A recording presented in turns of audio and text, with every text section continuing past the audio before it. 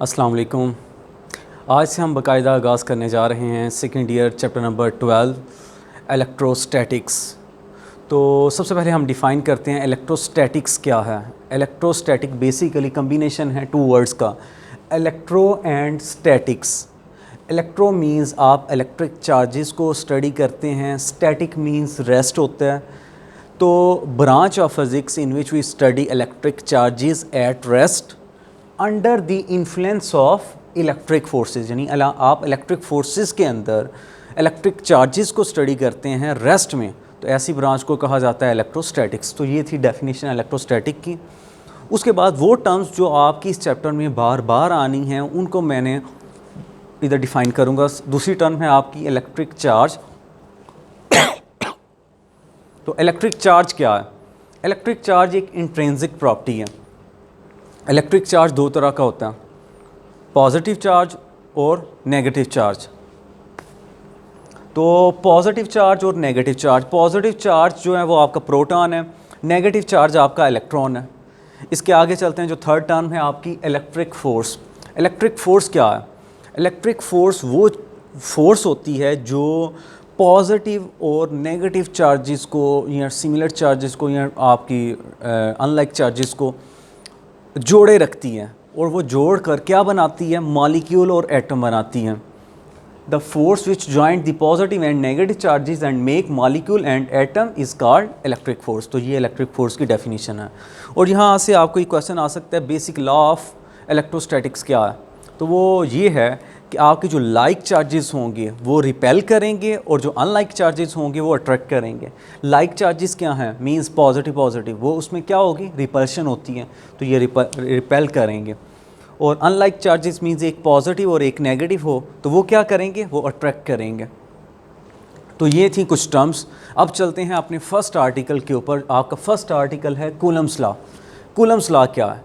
ये बेसिकली मैंने ये स्टार्ट पे लेक्चर इसलिए लिखा है क्योंकि आपका जो लिखने में टाइम रिड्यूस हो जाए, वो वेस्ट होना वो ना हो, और आपका जो वीडियो टाइम है वो रिड्यूस हो जाए। तो आपका कूलम्स लॉ क्या है? कूलम्स लॉ आपका 1784 में चार्ल्स कूलम ने दिया। इसने क्या बताया आपको? Quantitative nature of these forces के बारे में आपको उसने इंफॉर्मेशन दी। अब कूलम्स लॉ की स्टेटमेंट क्या है वो समझ लेते हैं। अब पॉजिटिव में अट्रैक्शन या रिपल्शन, पॉजिटिव में रिपल्शन होती है, पॉजिटिव नेगेटिव में अट्रैक्शन होती है। जो फोर्स एक दूसरे के ऊपर लगाते हैं वो फोर्स कितनी है, उसकी मैग्नीट्यूड कितनी है, तो वो कैलकुलेट हम कैसे कर सकते हैं? तो वो फिर आपको चार्ल्स कूलम ने बताया। चार्ल्स कूलम ने कूलम्स लॉ दिया। कूलम्स लॉ की स्टेटमेंट क्या है? तो स्टेटमेंट है वो उसकी कि the electrostatic force of attraction और repulsion between the charges is directly proportional to the product of their magnitude and inversely proportional to the square of the distance between the charges. अब मैंने इसको, अब वो जो आपको कूलम्स लॉ की definition मैंने आपको बताई, उसको आप मैथमेटिकली कैसे बता सकते हैं? मैथमेटिकली ये उसने कहा कि जो वो फोर्स होगी टू चार्जेस के दरमियान, वो क्या होगी? फोर्स के प्रोडक्ट के, चार्जेस के प्रोडक्ट के वो फोर्स डायरेक्टली प्रोपोर्शन होगी, और उनके दरमियान ये देखें, जैसे ये पॉजिटिव है, ये पॉजिटिव चार्जेस हैं, इनके दरमियान जो डिस्टेंस है इसके स्क्वायर के इन्वर्सली प्रोपोर्शन होगा, और इनके जो चार्जेस का जो प्रोडक्ट होगा वो फोर्स उसके डायरेक्टली प्रोपोर्शन होगी।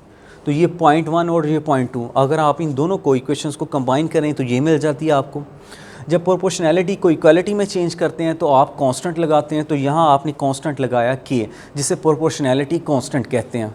प्रोपोर्शनैलिटी या कांस्टेंट ऑफ प्रोपोर्शनैलिटी, तो ये आपने लगा दिया कि अब आपने ये इधर से समझ लें, ये डायग्राम को समझें। इधर आपके Q1 और Q2 टू चार्जेस हैं। आपका वो फोर्स जो Q1 चार्ज Q2 के ऊपर लगाएगा, Q1 चार्ज Q2 के ऊपर लगाएगा, उसको हम लिखेंगे F21। जिसके ऊपर लग रही हो वो पहले आएगा, जो लगा रहा हो वो बाद में। मीन्स आपको F21 अगर दे दिया जाए, वो क्या है? आपने कहना है it is a force which apply a Q1 charge on Q2, जो Q1 Q2 के ऊपर लगाता है। और F12 क्या है? जो Q2 Q1 के ऊपर लगाता है, और उसको लिखा जाएगा F12 की फॉर्म में। ऐसे। अब आगे चलते हैं। इसी तरह अगर अनलाइक चार्जेस हो, मीन्स एक पॉजिटिव हो ये एक नेगेटिव हो, तो ये जो फोर्स होगी ये इन्वर्ट हो जाएगी, क्योंकि फोर्स ऑफ अट्रैक्शन होती है अनलाइक चार्जेस में, तो वो पॉजिटिव भी नेगेटिव की तो अट्रैक्ट करेगा, पॉजिटिव नेगेटिव को अट्रैक्ट करेगा, और ये नेगेटिव भी पॉजिटिव को अट्रैक्ट करेगा। तो वो फोर्सेस जो होंगी जो बाहर की तरफ जा रही थी वो अंदर की तरफ आ जाएंगी। तो इस तरह लिखा जाएगा। अब आगे चलते हैं। अब डिपेंडेंस ऑफ, इधर जो आपका लिखा गया है ये के किन फैक्टर्स के ऊपर डिपेंड करता है, तो वो देखें डिपेंडेंस ऑफ के। तो के याद रखें दो फैक्टर्स हैं जिनके ऊपर डिपेंड करता है। एक आपका सिस्टम ऑफ यूनिट कि आप के को किस यूनिट्स में मेजर कर रहे हैं, और दूसरा कि आपका मीडियम क्या है चार्जेस के दरमियान, मीडियम बिटवीन दी चार्जेस, उसके ऊपर डिपेंड कर रहा होगा। तो के बेसिकली 1/4 पाई, इसको पढ़ते हैं एप्सिलॉन नॉट। इसको क्या पढ़ना है आपने, एप्सिलॉन नॉट।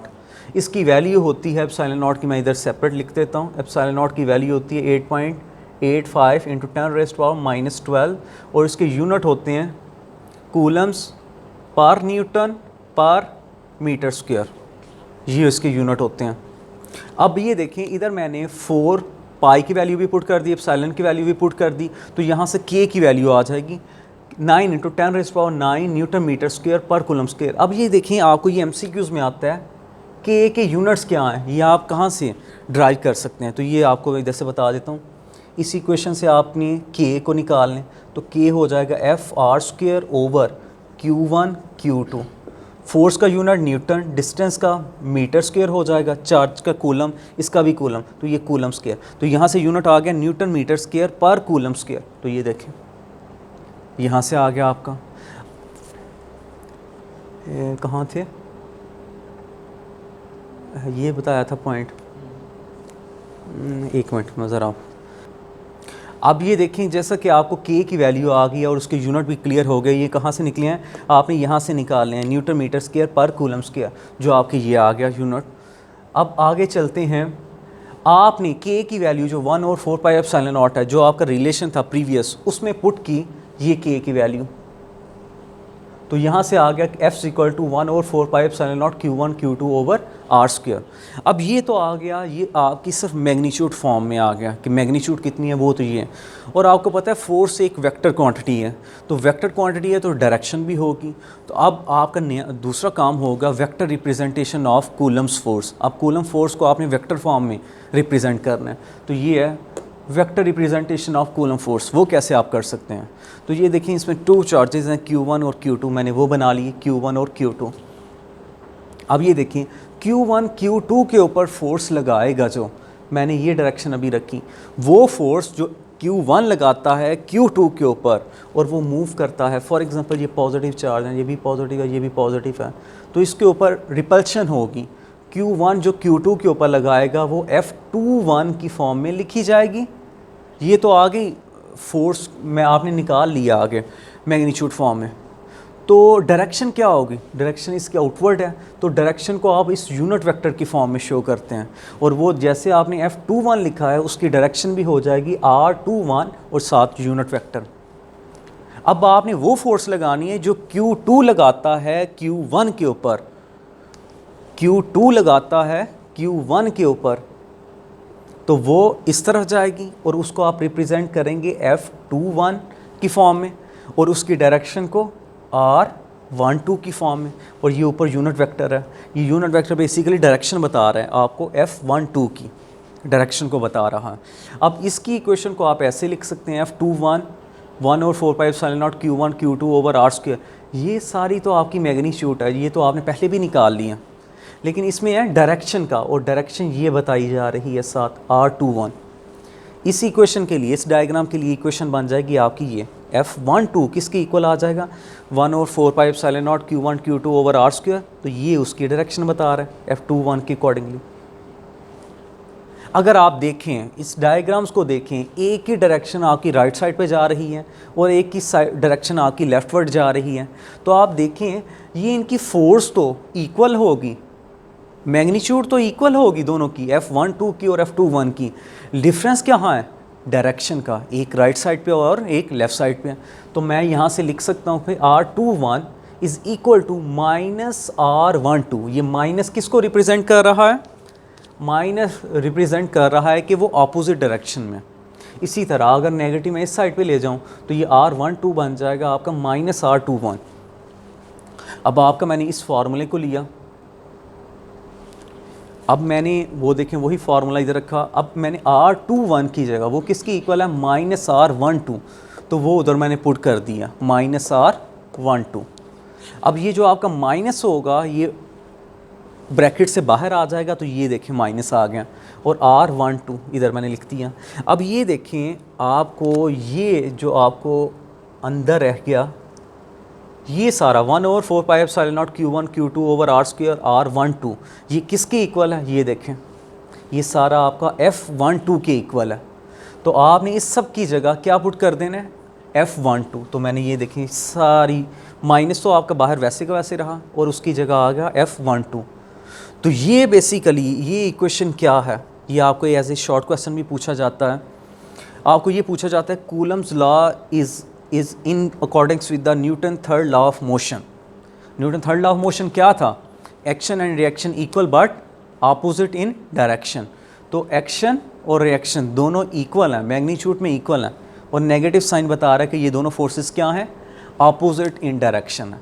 तो अब लास्ट पॉइंट आपके इस आर्टिकल का रह गया है, वो भी कर लेते हैं। तो वो लास्ट आर्टिकल क्या है? अगर आप इस फोर्स में अगर आपने मीडियम अभी यूज़ नहीं किया तो तब आपकी फ़ोर्स फॉर एग्जांपल ये है F=1/4 pi epsilon not Q1 Q2 over r²। ये है। अभी आपने मीडियम फॉर एग्जांपल आपका वैक्यूम ही है, मैं मैग्नीट्यूड फॉर्म में लेके चल रहा हूँ। अगर मैं मीडियम यूज़ कर देता हूँ तो मीडियम क्या है आपका? ये देखें मैं F मीडियम लिख देता हूँ इधर, और इधर आ जाएगा 1/4 पाई एप्सिलॉन नॉट।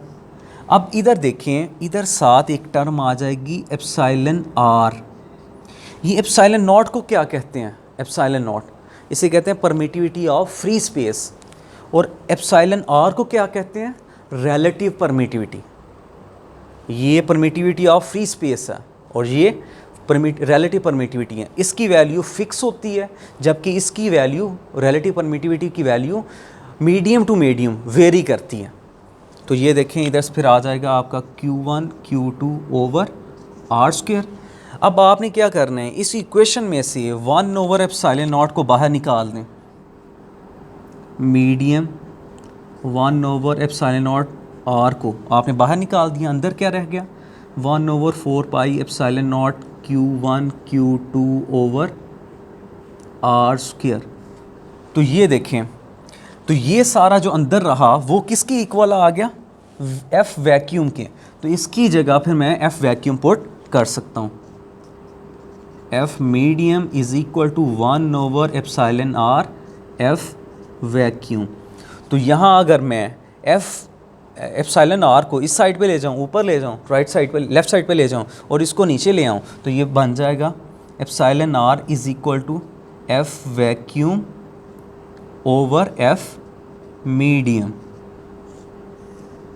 तो यहाँ से फिर आपको रिलेटिव परमिटिविटी की डेफिनेशन मिलेगी। आपको रिलेटिव परमिटिविटी को कैसे डिफाइन कर सकते हैं? Relative permittivity is equal to the ratio of electrostatic force when we have no medium between the charges to the force of attraction between the charges when we place a medium between the charges।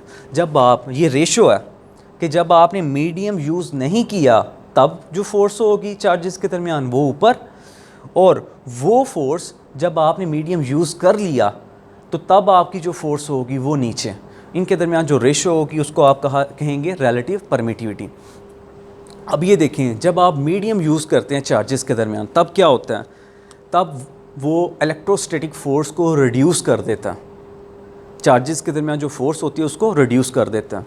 और epsilon R की value medium to medium vary करती है, जैसे vacuum के लिए ये 1 होती है, फिर आगे एयर के लिए ये डिफरेंट होती है 1.000006। फिर इसी तरह ये वाटर के लिए डिफरेंट है, बेकलाइट के लिए डिफरेंट है, ग्लास के लिए डिफरेंट है। तो ये टेबल बना हुआ है आपका साइड के ऊपर, वो आपने साथ याद करना होगा। उनमें से कोई भी आपको एज ए MCQs पूछा जा सकता है। तो ये था आपका फर्स्ट आर्टिकल। तो इंशाल्लाह नेक्स्ट आर्टिकल के साथ दोबारा हाज़िर होंगे। तब तक मुझे इजाज़त दीजिए। अल्लाह हाफ़िज़।